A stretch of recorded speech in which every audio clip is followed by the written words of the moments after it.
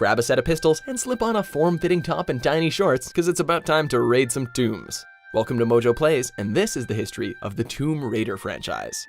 The very definition of an overnight sensation, Core Design was a little-known British studio before Croft became a gaming household name.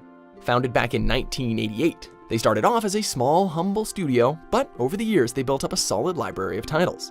None of their games were colossal grand slams in the industry, but they were entertaining enough to keep the company afloat. Then the 90s happened. After the success of 2D gaming, it was only a matter of time before developers would attempt to take it to the next level. Enter Toby Gard, an artist for Core Design who came up with a novel idea, an adventure game similar to Indiana Jones. The studio had produced something in this vein before, but it was time to go beyond Rick Dangerous and search for a new kind of hero. Thus, Laura Cruz was born. Sorry, we meant Lara Croft, because, you see, parent company Eidos wanted a more British presence for their character. Now I'd better take off these wet clothes. The idea of a female lead in a video game was kind of a rare one at the time. While gamers had seen their fair share of female characters, most of them weren't front and center save for the occasional rescue, spinning bird kick, cannon drill, fatality, or surprise I'm a woman after meeting specific parameters. But Core Design wanted the game to be as far removed from Indiana Jones as possible. And what better way than to present gamers with an ass-kicking woman with a thirst for adventure? The game was going to be launched on multiple platforms too, the Sega Saturn, the PlayStation, and PC. However, Sony passed on the first beta. Core Design responded by doubling down on their efforts, presenting Sony with voice acting, cutscenes, and tighter controls.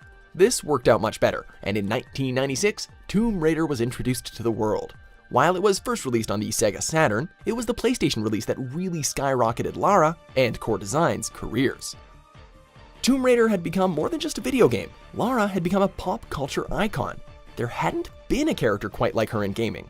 From her no-nonsense attitude to character design that, well, let's face it, doesn't hold up too well today, but was completely groundbreaking at the time, the game itself received critical praise, but Eidos was using a very specific kind of marketing when it came to Miss Croft. Despite the incredible level of success, the overly sexified image of Lara wasn't what Gard had envisioned with the character he had created. To him, Lara posing for magazines went against who she was, and in 1997 he left to form his own company. But that didn't stop Eidos from wanting Core Design to push out more games, and boy did they ever push them out. You know how a lot of people complain about how quickly Call of Duty games are released? Imagine that breakneck turnaround pace only for an adventure series where you only play as one character.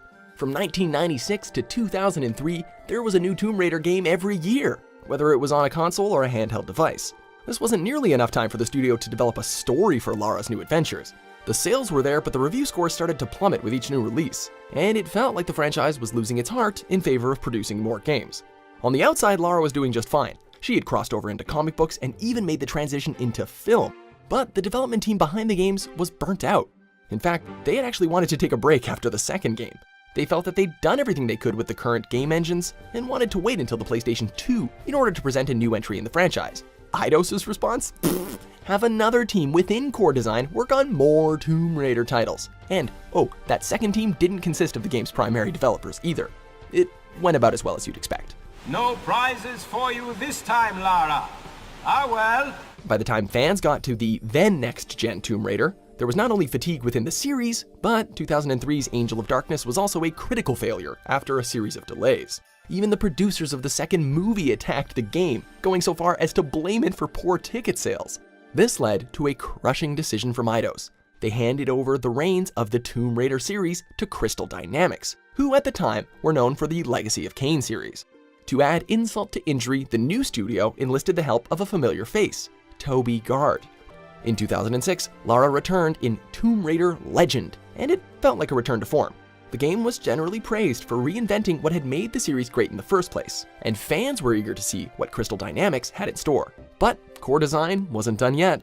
About 2 months after the release of Legend, a PSP video was leaked online, showing a revamped version of the very first game by the studio that had started it all. Only they no longer held the copyright, so nothing came of it. However, Eidos did announce an anniversary edition shortly after the leak, and in 2007, gamers got to replay Lara's first adventure with the graphics from Legend. Core Design hasn't touched the franchise ever since, and in 2010, they officially shut their doors.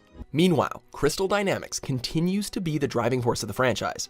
After merging with Square Enix in 2009, the studio rebranded Lara yet again and began to work on a reboot that would tell Lara's origin story. In it, gamers play through the development of Lady Croft, facing harrowing trials and gnarly death traps to become an unstoppable force. While they ditched the tiny shorts and double pistols, this new Lara is a survivor whose adversaries learn to fear her over time. Fan excitement quickly turned to skepticism, however, after the premiere of the Crossroads trailer, which was shown at E3 2012.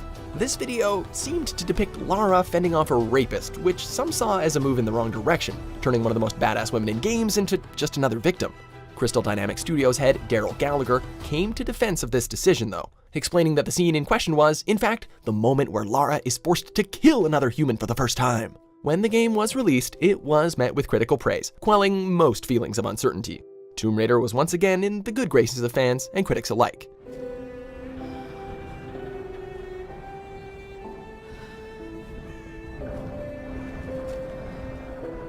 A sequel, Rise of the Tomb Raider, was released in November of 2015, once again receiving critical acclaim and further pushing the boundaries of what the Tomb Raider franchise is capable of.